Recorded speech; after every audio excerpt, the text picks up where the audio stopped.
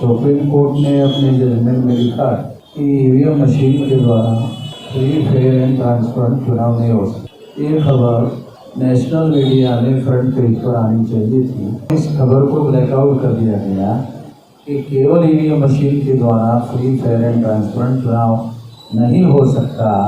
भारत के मतदाताओं का मौलिक अधिकार है, ये केवल अधिकार नहीं है, ये फंडामेंटल राइट है। इसका वायलेशन हो रहा है। इसको रोकने के लिए निश्चित रूप से कदम उठाए जाने चाहिए। हमारी जब मन आएगा, जब हमारी मर्जी होगी, देश की जनता जब चाहेगी, हम जंतर मंतर पर प्रोटेस्ट करेंगे। अमित शाह जी और उनकी बुज़दिल पुलिस के करप्ट ऑफिसर्स सुन ले इस बात को, हमें रोक नहीं सकते। आरएसएस और बीजेपी किसी भी वोटर की कोई भी चिंता क्यों नहीं करते, क्योंकि उन्हें पता है किसी भी देश के नागरिक की उन्हें ज़रूरत ही नहीं है। वोट के लिए तो खास तौर पर ज़रूरत नहीं है, उन्हें ईवीएम के माध्यम से चुनाव जीतने। अमित शाह साहब ने पुलिस की पूरी ताकत, जो गुंडाई होती है, वो हम सब लोगों के ऊपर लगाई, लेकिन जितने उन्होंने हम पे डंडे और लाठियां बरसाए, वोटों का घपला और धांधली हर इलेक्शन में भारतीय जनता पार्टी ने की है। ये सुप्रीम कोर्ट के अलावा दुनिया के सारे जजेस इस बात को कह चुके हैं।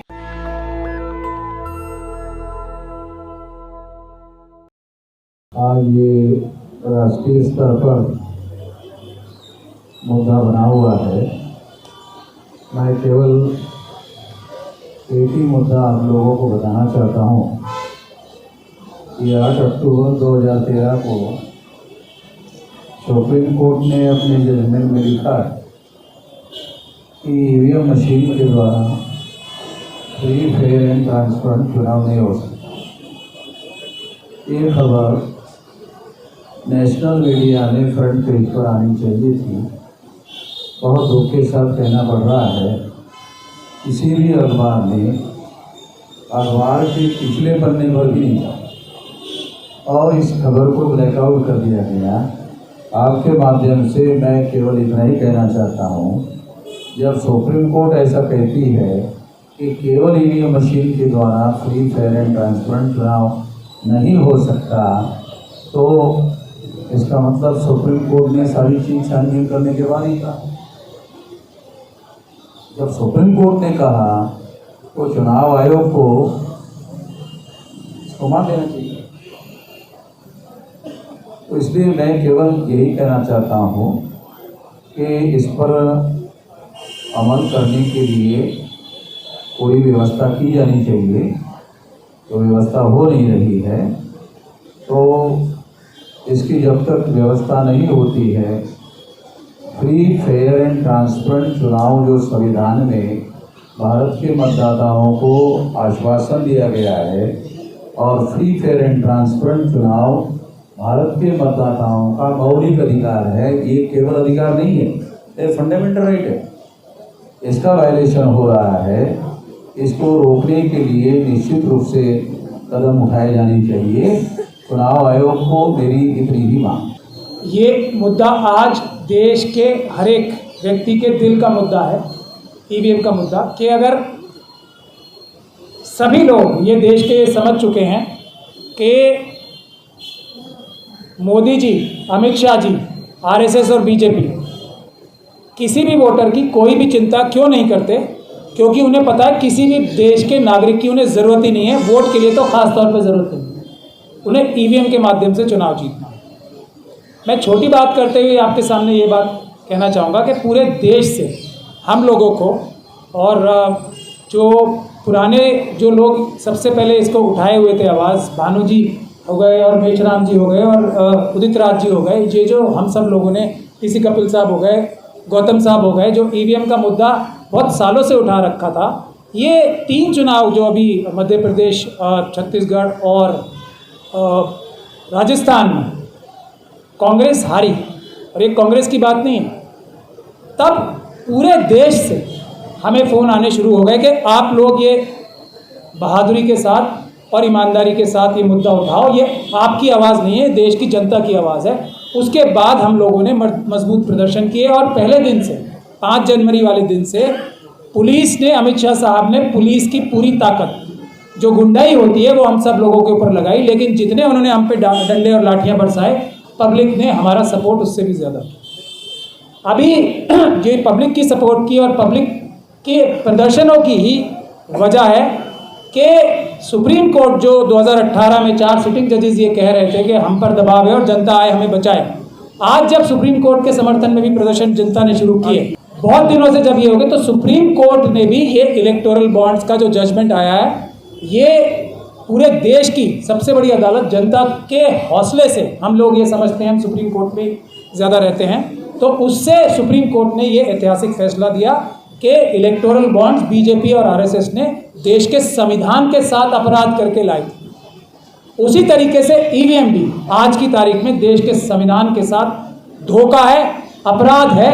ये सुप्रीम कोर्ट के अलावा दुनिया के सारे जजेस इस बात को कह चुके हैं। ये बात भी मैं वकील होने की हैसियत से बता रहा हूँ। जिस भी कॉन्स्टिट्यूशन कोर्ट पे ये मुद्दा आया है, सभी लोगों ने ये कहा है, सभी जजेस ने ऑल ओवर द वर्ल्ड, कि ये धोखा है, फ्रॉड है ईवीएम, इसके माध्यम से चुनाव नहीं होने चाहिए, सिर्फ पेपर बैलेट से चुनाव होने चाहिए। ये पूरे दुनिया का जुडिशियल माइंड का यूनानिमस डिसीजन है। तीसरी बात यह है कि अब आगे देश की जनता ने यह तय कर लिया है कि ईवीएम से चुनाव नहीं होगा, दुनिया की कोई ताकत। और आज हम बहुत खुश हैं इस बात के लिए कि देश की सबसे बड़ी ऑपोजिशन पार्टीज़ और दूसरी भी, अभी अरविंद केजरीवाल जी ने, गौतम जी यहाँ मौजूद हैं, उन्होंने भी और दूसरी पॉलिटिकल पार्टीज़ ने ईवीएम के नकार दिया है और पेपर बैलेट के बारे में बात कर रहे हैं। तो हम लोग अपने आप में देश की जनता की तरफ से भी आप सब लोगों का धन्यवाद करते हैं। और अब हमें पूरी उम्मीद है कि अब दुनिया की कोई ताकत ईवीएम से चुनाव नहीं करा। कांग्रेस का ही धन्यवाद कर रहा हूँ कि उन्होंने सबसे पहले आज भी आके सामने आके, क्योंकि सबसे बड़ी प्रिंसिपल ऑपोजिशन पार्टी है, उसी का मैंने सबसे पहले नाम लिया। सबसे बड़ी जिम्मेदारी भी कांग्रेस पार्टी की है, क्योंकि प्रिंसिपल ऑपोजिशन पार्टी कांग्रेस ही है और जनता ने सबसे ज़्यादा वोट भी कांग्रेस पार्टी को दिए हैं, बावजूद इसके कि ईवीएम के माध्यम से पिछली बार भी 20 से 25% वोटों का घपला और धांधली हर इलेक्शन में भारतीय जनता पार्टी ने की है। तो ये एक रिप्रेजेंटेशन है कि कांग्रेस पार्टी आई है, तो इसका मतलब बहुत ही ज़्यादा इस वक्त पूरे सारे पॉलिटिकल पार्टीज जो एनडीए और आरएसएस बीजेपी के साथ नहीं है, वो एकजुट हैं, पेपर बैलेट से चुनाव करना चाहते हैं। एक आखिरी बात करके मैं अपनी बात खत्म करना चाहूँगा कि हम लोगों ने प्रेजेंटेशंस की हैं, और आज भी मैं एक बार ये अपनी लीगल ओपिनियन डिटेल में कोई भी मुझसे पूछना चाहे, हम चुनाव आयोग को, मोदी जी को, आरएसएस को, ये खुला चैलेंज है। ये जो बात मैं कह रहा हूँ, ईवीएम, पेपर बैलेट से चुनाव जल्दी हो सकता है, पेपर बैलेट से चुनाव सस्ता होता है, पेपर बैलेट से सबसे ज़्यादा सुरक्षित चुनाव होता है। इसके लिए हम किसी भी दिन कहीं भी डिबेट करने के लिए तैयार हैं। और आखिरी बात ये कि पेपर बैलेट से चुनाव हो ऐसा देश का कानून कहता है, ईवीएम से चुनाव हो ऐसा देश का कानून, आज का कानून नहीं कहता। आज का कानून भी पेपर बैलेट से चुनाव होने के सारे प्रावधान मौजूद हैं। ईवीएम से चुनाव सिर्फ उस जगह हो सकता है जहां इलेक्शन कमीशन या लोकल इलेक्शन का जो ऑफिसर है वो ये डिसाइड करे किसी वजह से पेपर बैलेट से चुनाव नहीं हो सकता, इसलिए ईवीएम से चुनाव करना है। तो ये बातें जो भ्रांति फैलाई जा रही है कि ईवीएम से चुनाव होने में अब टाइम नहीं रह गया, तो ऐसा कुछ नहीं है। चुनाव आज भी जो लॉ है वो पेपर बैलेट से करने का है। और एक देवा साहेब जी हैं, उन्होंने भी पेपर बैलेट से ही, जो इस मुहिम के एक पुराने बहुत बड़े एक तरीके से जनक कहा जा सकता है, देवा साहेब जी, और जो पीपल्स कमेटी बनी है इलेक्शन रिफॉर्म्स की, उसमें सैकड़ों नहीं हज़ारों सीनियर ब्यूरोक्रेट, साइंटिस्ट, डिफेंस के लोगों ने ये फैसला यूनानिमसली किया है कि पेपर बैलेट से ही चुनाव होने चाहिए, अदरवाइज चुनाव होने का कोई फ़ायदा नहीं है। इसीलिए मोदी जी और अमित शाह जी किसी देश के जनता की परवाह ही नहीं करते, क्योंकि उनको किसी की कोई वैल्यू नहीं है। इसीलिए हम सबको मिलकर ये संकल्प लेना चाहिए। और 22 तारीख का प्रोग्राम भी अभी उदित राज जी जो आदेश करेंगे, मैं आखिरी बात ये और कहना चाहता हूँ कि ये ऑर्डर जो 144 धारा के तहत किया है, ये कानूनी रूप से गैर कानूनी है और अपराध है जो एडिशनल डीसीपी साहब ने किया है। हम उस अपराध के खिलाफ कानूनी कार्रवाई करेंगे। दिल्ली में और ख़ास तौर पे जंतर मंतर पे किसी भी प्रोटेस्ट को रोकने की पावर दिल्ली पुलिस के पास नहीं है। 2020 का जो ऑर्डर है वो उन्होंने अपने 144 के जो ऑर्डर्स निकालते हैं उसमें जिक्र ही नहीं किया। बात की जजमेंट वो है जो अमित एक साहनीज करके बीजेपी की ऑफिस बेरर थे, उन्होंने डाली थी। उसके हिसाब से जंतर मंतर पे प्रोटेस्ट नहीं रोका जा सकता, किसी भी हालत में नहीं रोका जा सकता, किसी भी कीमत पे नहीं रोका जा सकता, क्योंकि पुलिस को डायरेक्शन 2020 में मिली थी कि आप 2 महीने के अंदर अंदर कोई गाइडलाइन लाओ।